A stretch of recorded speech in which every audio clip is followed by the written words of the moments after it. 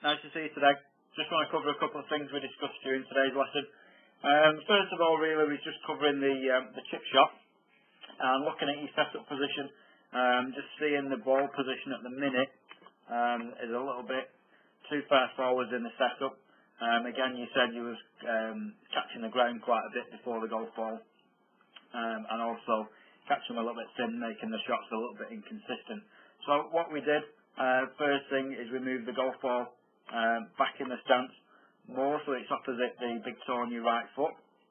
Again, that just makes sure that you're slightly in front of the golf ball, and the golf ball is the first thing that we make contact with. Next thing, we got you to just lean your weight, savouring your weight, probably 60-40 on your left hand side.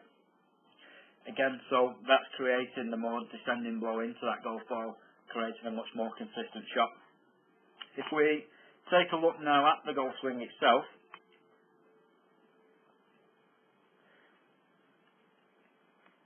we suggested that the length of the golf swing would actually dictate how far the golf ball goes. So creating a swing which is nice and smooth, with the backswing and the follow through are the same distance, which will ensure that you accelerate through that golf ball.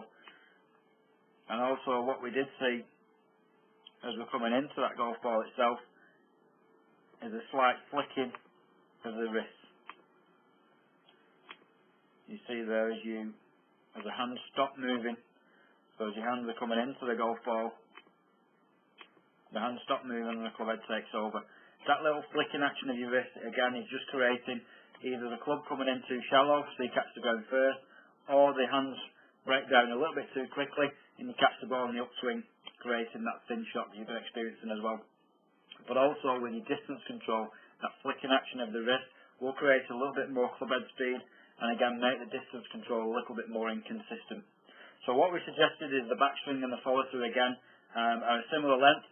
The swing is nice and smooth, but what we're trying to do is keep that left hand moving through the shot and moving down your target without breaking down, so your hands continue to move through impact and into the follow through position.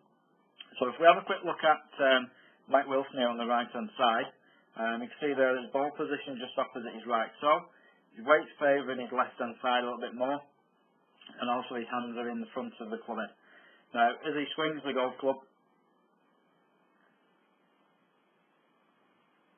you see how his backswing and his follow through are very similar in length.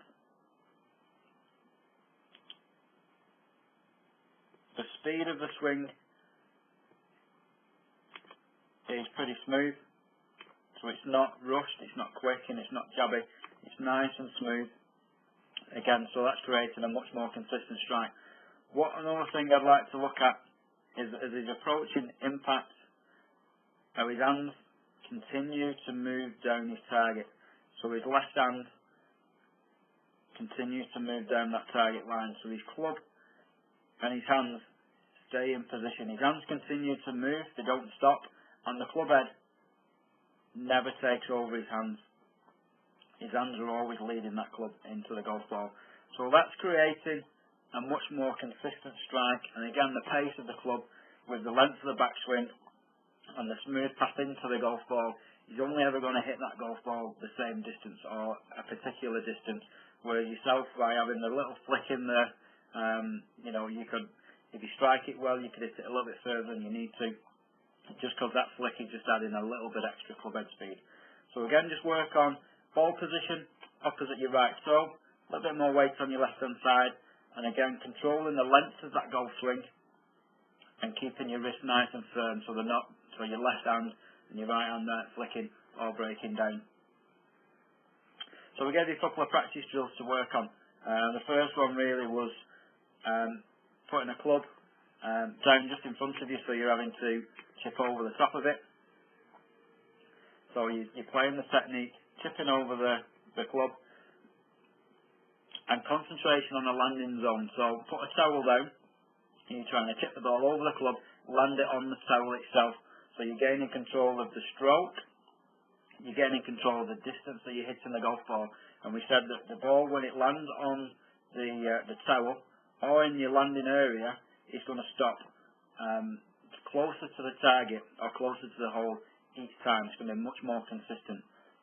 Just because you're controlling the distance, the shot that you've got in mind will be a lot better and a lot more consistent. So if you keep working on that, let me know how you get on, and if you've got any problems, just give me a call. But I look forward to seeing you again very soon.